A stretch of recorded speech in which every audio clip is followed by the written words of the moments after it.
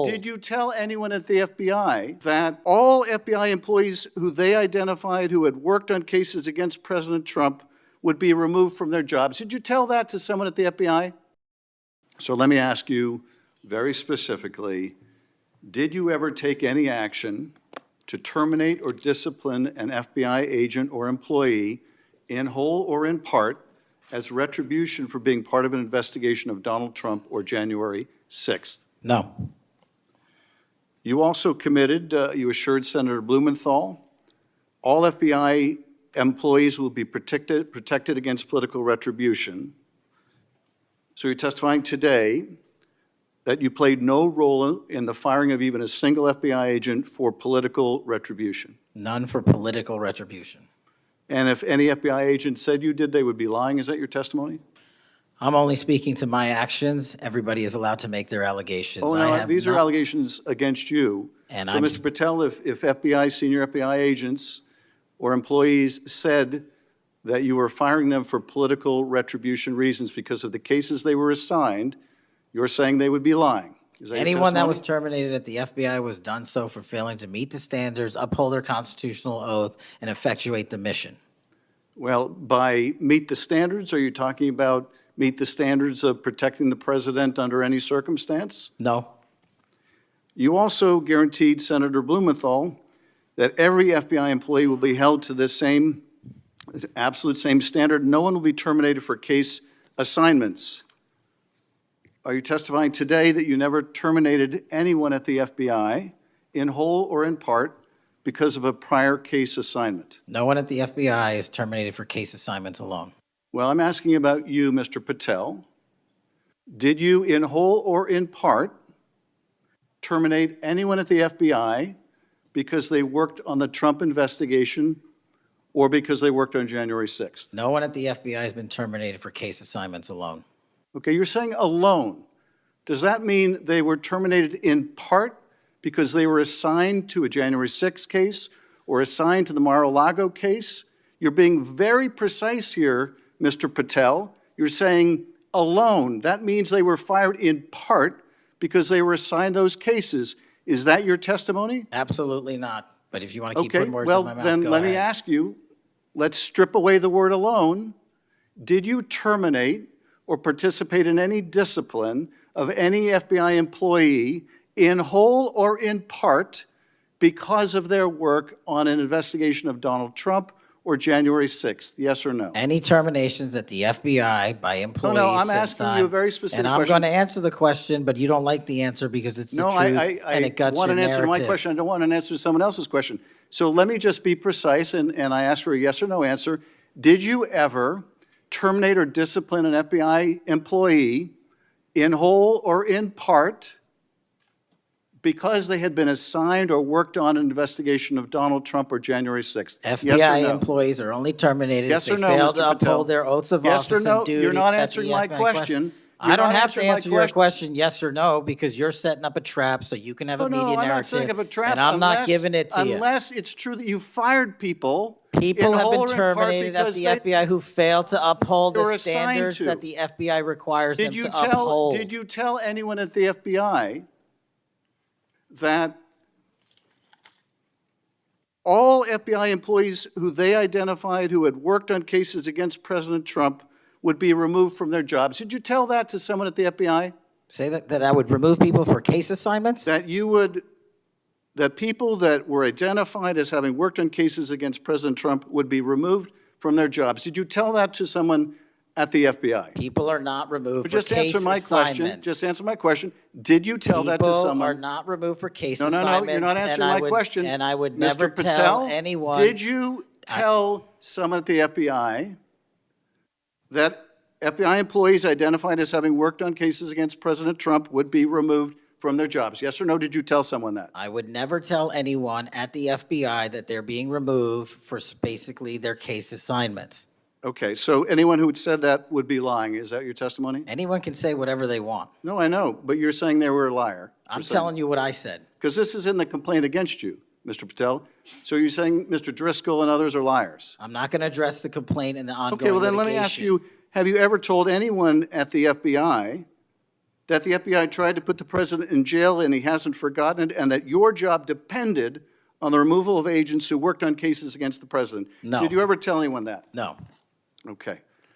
Did you ever tell anyone that you knew these summary firings you were undertaking were illegal, likely illegal, and that you would be sued and later deposed? Did you ever tell anyone that? No firings at the FBI or terminations were done for anything other than justified Did you ever cause. tell anyone that, Mr. No, Patel? Why don't you no answer my question? terminations at the FBI were ever done in my tenure for anything other than failing Did you to ever tell uphold anyone their that, oath of Mr. the Patel? You willing to office answer or the their- question? The FBI. I guess I you're have not willing to answered answer the it. question. So let me move on. Let me Repeatedly. move on to the Epstein files. You said you're the most transparent FBI director in history, so I'm going to put you to the test. In 2024, you were asked by Glenn Beck about Epstein's Black Book. And you said, he asked, who has Jeffrey Epstein's Black Book? And you said, Black Book, FBI. And he said, but who? That is, I mean theirs. And you said, oh, that's under the direct control of the director of the FBI. That's what you said. Was that true, Mr. Patel? I'll rely on you quoting it accurately. I did that a Was couple it years true ago. what you represented to Mr. Beck and the president's supporters out there, or were you lying? No, Was it true that the Black Book, Epstein's Black Book, was in the possession of the FBI director? The Black Book was in the possession of the FBI. Okay, so now that you're the FBI director, you have possession of the Black Book, right? That index has been released. So you have Jeffrey Epstein's Black Book? What is known as Jeffrey Epstein's Black Book has been released Okay, by us. And you released it. And let me follow up on Senator Kennedy's question, because he asked you, and I'll be very precise here.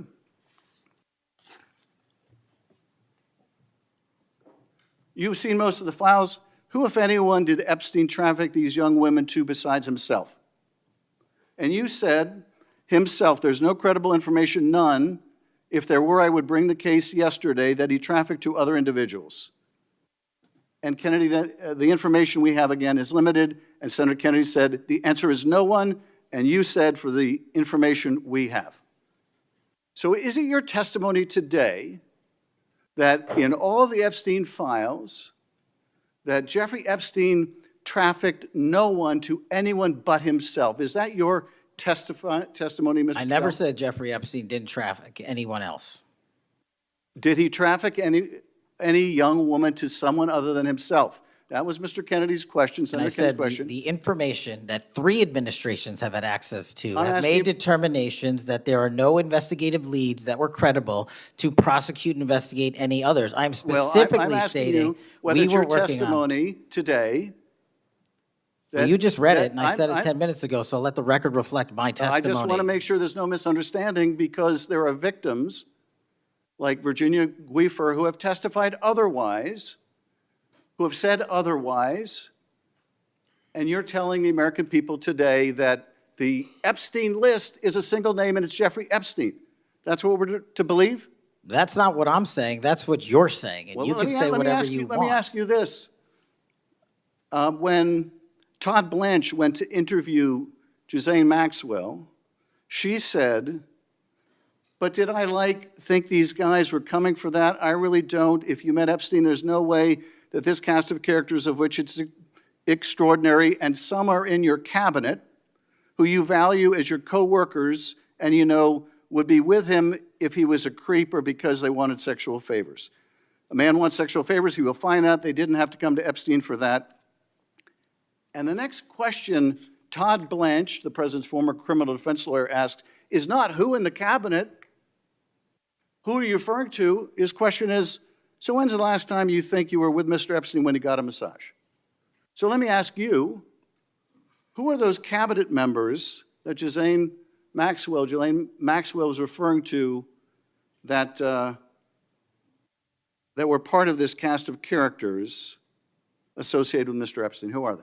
The Deputy Attorney General took the aggressive step that no one else did and interviewed Ms. Maxwell for I'm 2 asking you, days, who are and we the ca- released who are the the cabinet entirety members? of that Who are the cabinet transcript. members? I do not have that transcript in front of me. You're picking it piecemeal. The American And- public can read the entirety of Let me ask that. you one last question, because you clearly won't tell us the cabinet members associated with Mr. Epstein. But let me ask you one last question.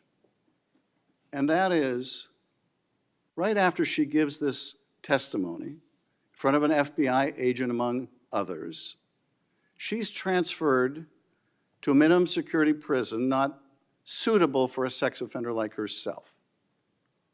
Who made that decision and why? The Bureau of Prisons.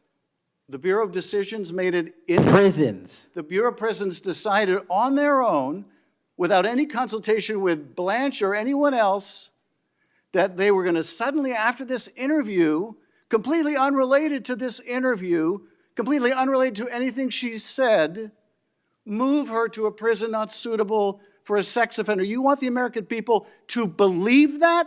Do you think they're stupid? No. I think the American people believe the truth, that I'm not in the weeds on the everyday movements of you're inmates. not in the weeds? What I am doing is protecting this country, providing historic reform, and combating the weaponization of intelligence by the likes of you. And we have countlessly proven you to be a liar in Russiagate, in January 6th. You are the biggest fraud to ever sit in the United States Senate. You are a disgrace to this institution and an utter coward. I'm not surprised. I'm not surprised that you continue to lie from your perch and put on a show so you can go raise money for your charade. You are a political buffoon at best. Well, you can take an internet troll. Take it to the bank that the FBI is protecting this country and the state and citizens of the California. We are bringing historic reform. Point of order. But all you care about is a child sex predator that was prosecuted by a prior administration, and the Obama Justice Department and the Biden Justice Department did squat. And what did President Trump do? Bring new charges courageously. And what have we done? Chairman, you said take I'm the control most of this transparent situation. FBI director in history. Take control of this 33,000 pages of information to you. I challenge you to say anything credibly to the truth. Go ahead and run to the cameras where you want to go now. Both of you be quiet. Before They say the truth comes out under pressure, but in this Senate hearing, it didn't just come out, it exploded. Kash Patel walked in thinking he was about to defend the FBI's record. What he got instead was a public dissection by Adam Schiff that left his credibility gasping for air. This wasn't a debate, it was a slow-motion demolition. Let's set the scene. Patel, now FBI director, sits stiffly at the witness table. Behind him, a wall of flags. In front of him, a panel of senators who've had enough of the agency's doublespeak. And across from him, Adam Schiff. Calm, calculated, ready to slice through the fog. The topic? Politicization of the FBI, the subtext? Everything the agency has buried, dodged, or spun since January 6th, since Epstein, since the classified document leaks, since the selective raids and partisan investigations.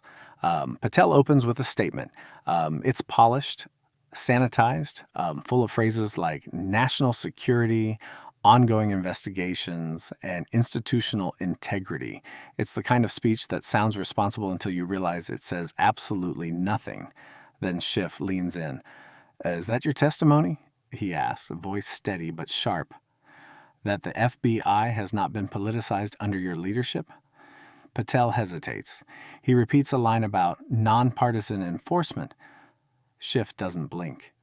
Because under your watch, Schiff continues, agents investigating January 6th were reassigned, whistleblowers were silenced, and documents related to politically sensitive cases were sealed. So I'll ask again, do you stand by that testimony?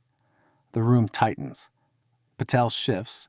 He tries to pivot. He mentions internal protocols. Schiff cuts him off. Protocols don't explain selective enforcement, he says. They don't explain why certain cases get resources and others get buried. They don't explain why the FBI seems more interested in optics than accountability. And just like that, the cooking begins. Patel starts to sweat, not visibly but rhetorically. His answers get shorter. He leans harder on vague language. He tries to steer the conversation toward threat assessments and interagency coordination. Schiff isn't buying it. He brings up the firing of agents who were investigating political figures.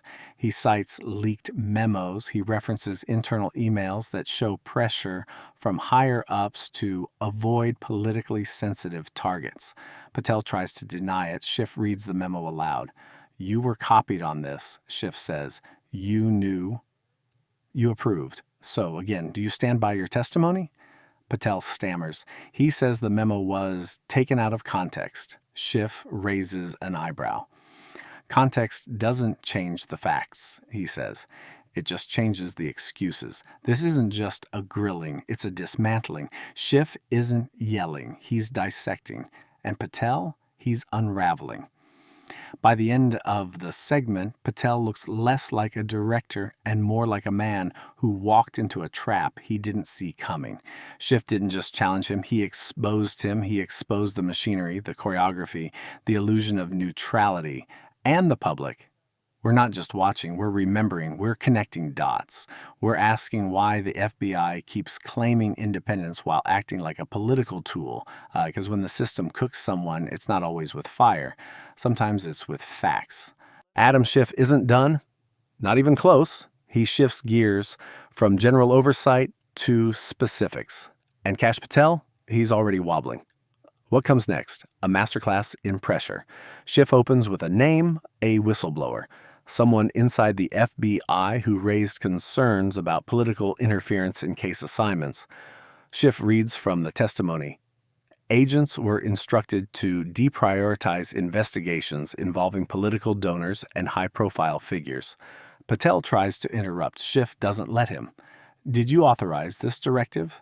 Schiff asks. Patel stammers. "I'm not familiar with that specific testimony." Schiff leans in. "You were briefed on it twice. I have the calendar entries." Boom. Patel pivots. He says the whistleblower's claims were under review. Schiff fires back. Review isn't action.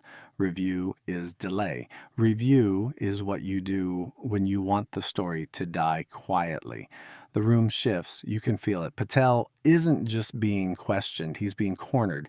And Schiff, he's not raising his voice. He's raising the stakes. He brings up another case, leaked memos showing that agents were discouraged from pursuing financial crimes tied to political campaigns.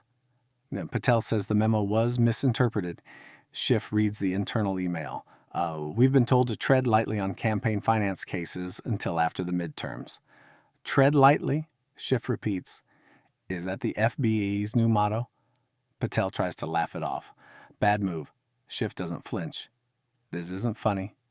This is the erosion of public trust. This is why people think the FBI protects power instead of the public.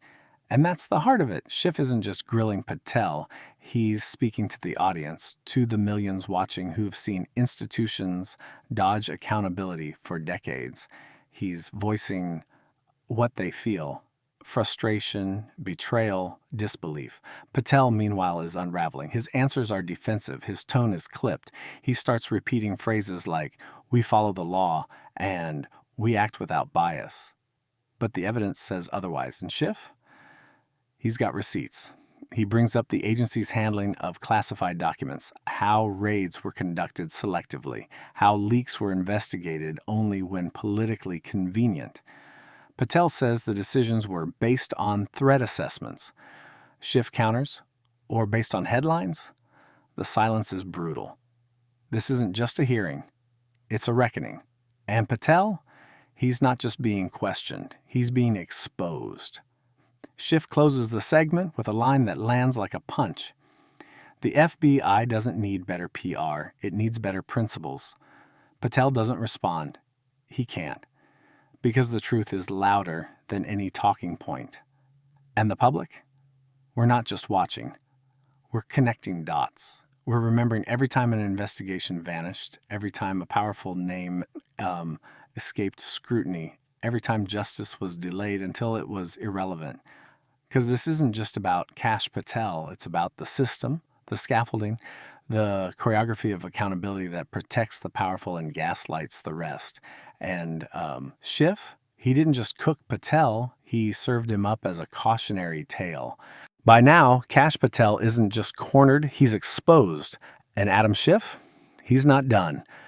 He pivots to the final act, media manipulation and internal leaks. Schiff starts with a question that lands like a hammer. Did your office coordinate with media outlets to shape public perception of ongoing investigations? Patel blinks. We engaged with the press to provide accurate information. Schiff leans in. Accurate or curated? He pulls out a timeline, a leak about a politically sensitive investigation, a press release issued hours later, a memo showing Patel's office approved the language. Schiff reads the memo aloud. We need to get ahead of this before it spirals. Get ahead? Schiff repeats. Is that law enforcement or PR? Patel tries to pivot. He says the FBI has a duty to maintain public trust. Schiff counters. Trust isn't built with spin. It's built with truth. Then comes the knockout. Schiff references an internal email chain, agents discussing how to delay document releases until after a major election. Patel says the emails were taken out of context. Schiff reads the subject line. Delay strategy. The room freezes. This isn't just a bad look, it's a collapse. Patel's credibility isn't cracking, it's crumbling. Every answer sounds rehearsed. Every denial sounds hollow. And Schiff, he's not even raising his voice. He's just letting the facts speak. He closes with a line that feels like a verdict. The FBI doesn't need better messaging. It needs better morals. Patel doesn't respond. He can't, because the story isn't his anymore. It belongs to the evidence, to the whistleblowers, to the victims, to the public. And the public, we're not just watching, we're remembering, we're connecting dots. We're asking why the same names keep surfacing in scandals but never in indictments. We're asking why institutions built to protect the vulnerable keep protecting the powerful. Because this wasn't just a hearing, it was a reckoning. And Kash Patel, he didn't just get grilled, he got served. So stay skeptical, stay curious, and never mistake a press briefing for accountability. Because real justice doesn't come with a mic, it comes with consequences.